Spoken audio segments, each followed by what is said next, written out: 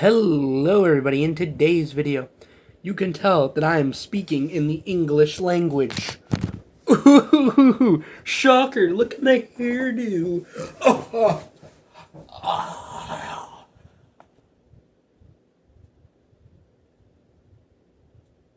Oh, you thought I was dead, didn't you?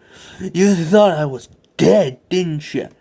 Yeah, I got you in the balls there. Anyway. Or if you're a woman, in the uterus, okay? For those cis women, as they tend to call them. And the reason why I mention that is because, cis men have the balls and cis women don't have the balls. Normally. Unless you have some weird surgery or something. But that's not the point of today's video. The point of today's video is preserving the English language, which I'm speaking to you right now in, obviously. Why should we preserve it?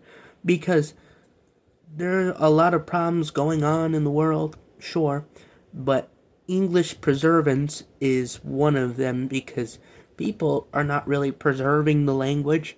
Because if you ask me, if there's a majority language, which right now is English, it should definitely start being preserved because, well, it's still big and huge and whatever, at least in my time, or whenever this video gets released, is most likely still going to be a time period when English is dominant, but it may not be wherever you live.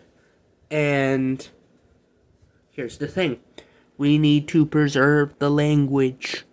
If we don't preserve English, it could be forgotten, and a lot of human history may not be remembered. Because, they spoke a different language, Because when it comes to other languages, they're like, you need to preserve your language? Oh, you can do that. But English? Oh no, you must be a white supremacist. First of all, most people who want to preserve English aren't even of my skin tone or ethnicity. They're usually black and are from Africa most of the times. And two, they're not exactly supremacy because English is a very common language, but in the future it might not be. And say, for example, the only country that speaks English will probably be like the US, for example. Can you imagine? That kind of thing. Anyway, in this future, we would still need to preserve the language, Even if it becomes a minority worldwide, or even in the only country where it's spoken, if there is, to that degree, or not even really spoken at all, I don't want a point in history where there are 0 native English speakers, okay?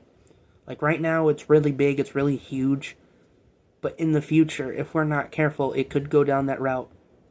And I don't want that for English, because it is such a big part of human history, okay? I don't want that language to die, right? It's my native language, it's my native tongue,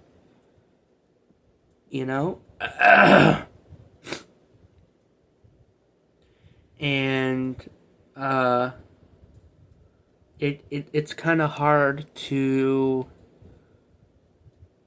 exactly explain why that is, but the best way I can say it is because a lot of reading and writing in TV shows, movies, video games, music, a lot of things from this era are in English. So if a different language ever becomes necessary in the future, we need to be able to know what they're saying. So there needs to be a population of the world where people speak it, in the future, it will probably just be it's that one country that speaks that one language. But you gotta understand, I don't want, people to not understand what I'm saying, But yeah, there's this social stigma, at least in my time period, and this social taboo of, you speak English, you speak your language, you must be a white supremacist, or you must be a a Nazi or a communist because you wanted to preserve your language, you know? If you asked me, I would start saying, preserve it while it's getting at its biggest right now, so that way if it ever does become a minority, and it does become like something that barely anybody speaks worldwide, you could use it as a way to teach people the language in the future for future generations that are still speaking the language. You know?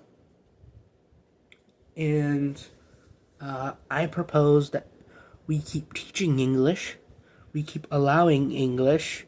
I don't know about English only schools, but that could be a thing in the future. A lot of other things, especially you, UK. If you live in the UK, especially you, especially England in particular, you're literally called England. That's where English comes from. It's indigenous to the UK. Alright? That's where English comes from. That's where it is. That language, yeah, that you hear me right. It's indigenous, it's native to the UK. Not Hebrew, not Arabic, not fucking whatever those, like, you know, Middle Eastern fellows are speaking in the UK. No, English. English is indigenous. Now, yes, there are Scots and Welsh and many other languages as well within England. I get that. But English is that true dominant language, you know?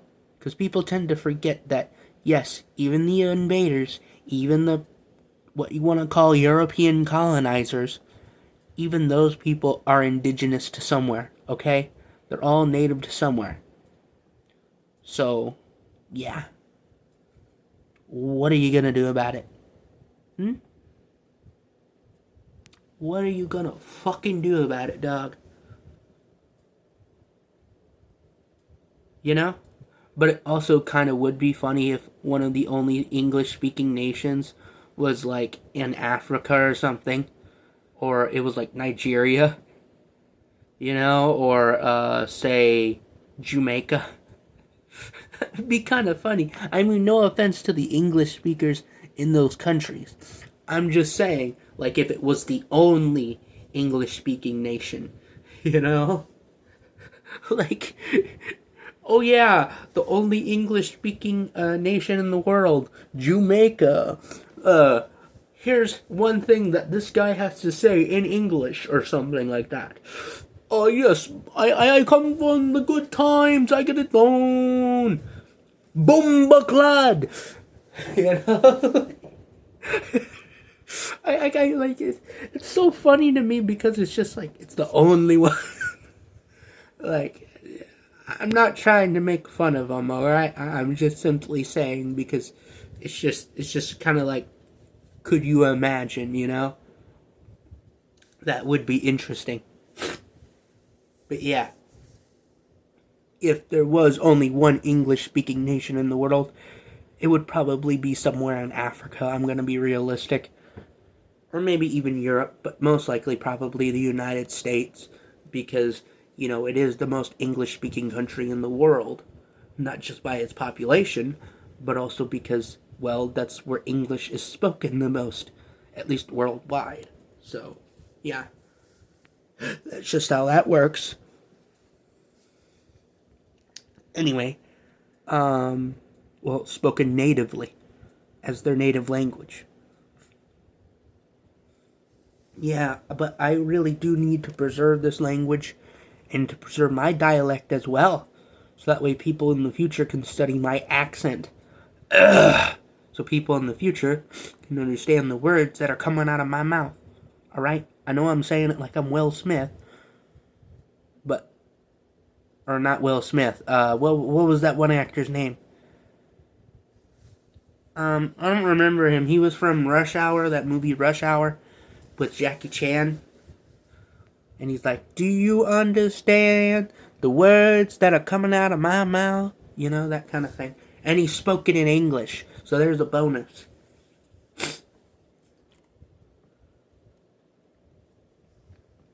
Because it isn't kind of fair that French, Spanish, hell, even Esperanto or fictional languages get a pass, but English, oh no, we're not allowed to preserve that. Oh, how dare you? How dare you want to speak the language you already have your voice in? How dare you want to speak the language that you speak, that you use? You know, like, that's kind of the mentality when it comes to preserving, because for some reason it's associated as a bad thing, but, like, it's really not. Like, we really do need to preserve it, so that way, if, like, again, I've been saying it throughout many times throughout this video, it will become a minority language if we're not careful, and we're most likely not going to be, and if or when that does happen, look, we need to at least have people who can speak it on a native level, who speak it as their native language, okay? We need, like, majority, like, large pockets across the world, okay?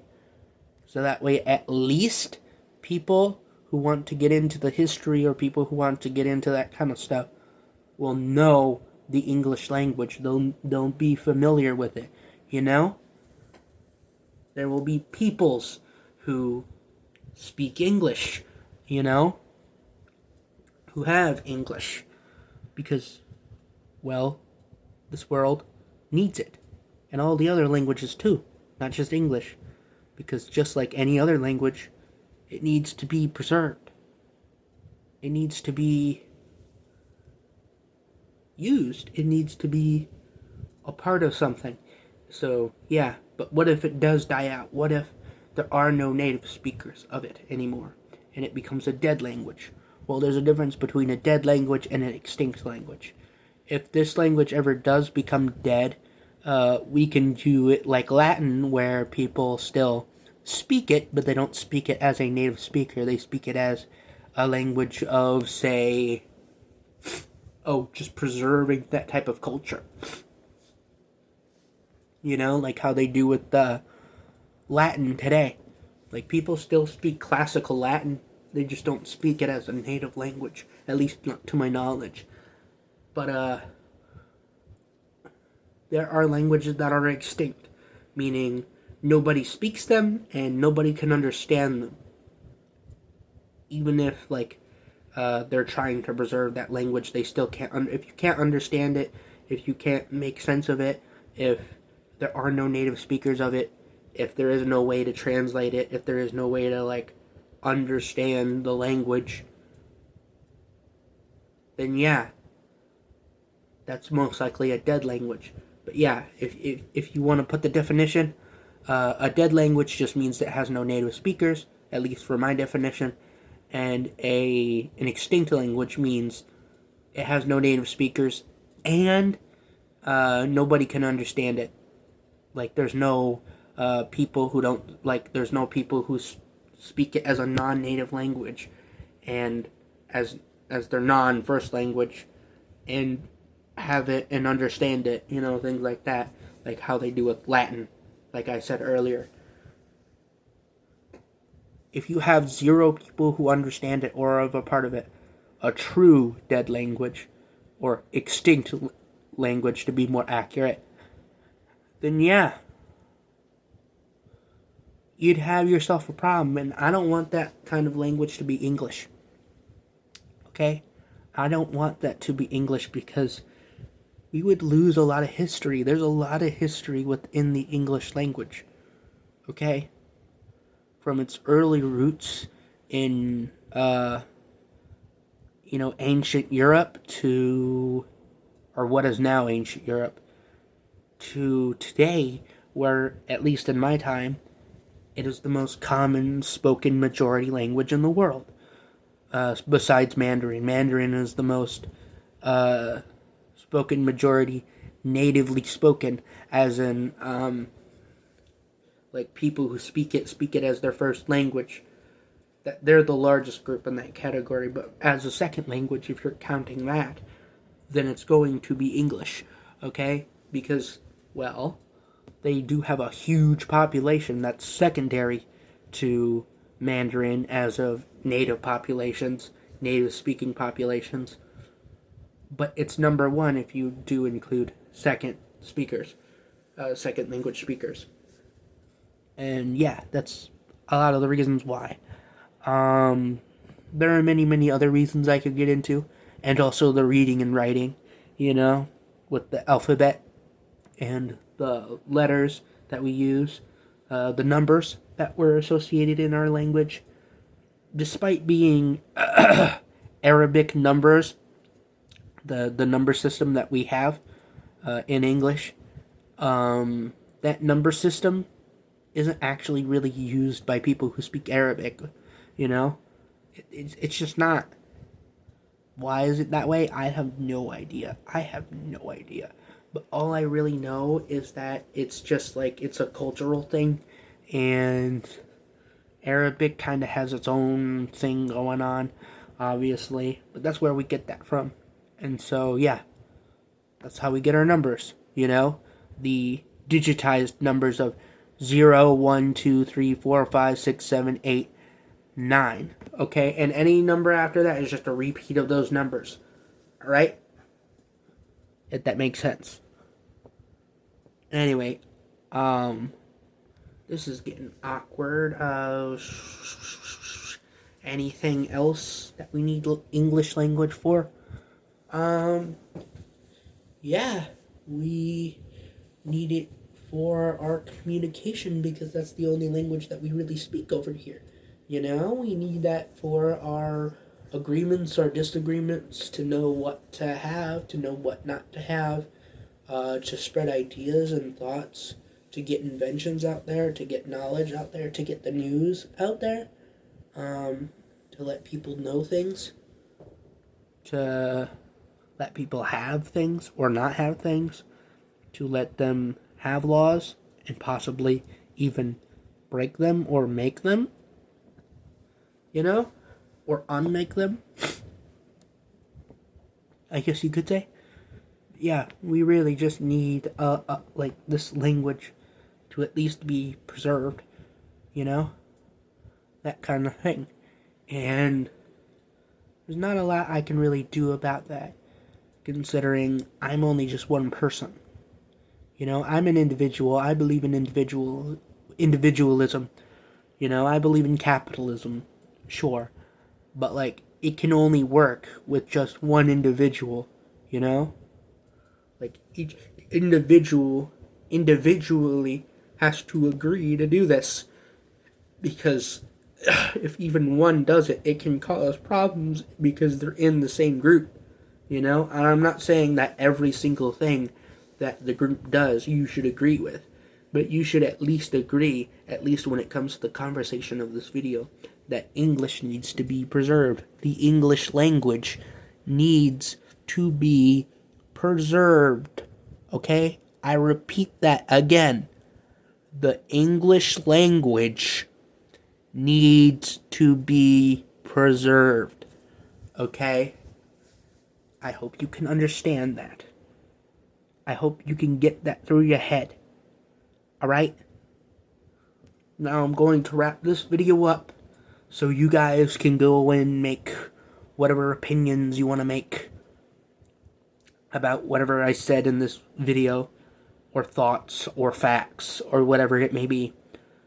Anyway, I am going to end this video, so yeah, again, if you have any opinions or thoughts or anything like that, you can go ahead and make them. You can even make a video if you want to.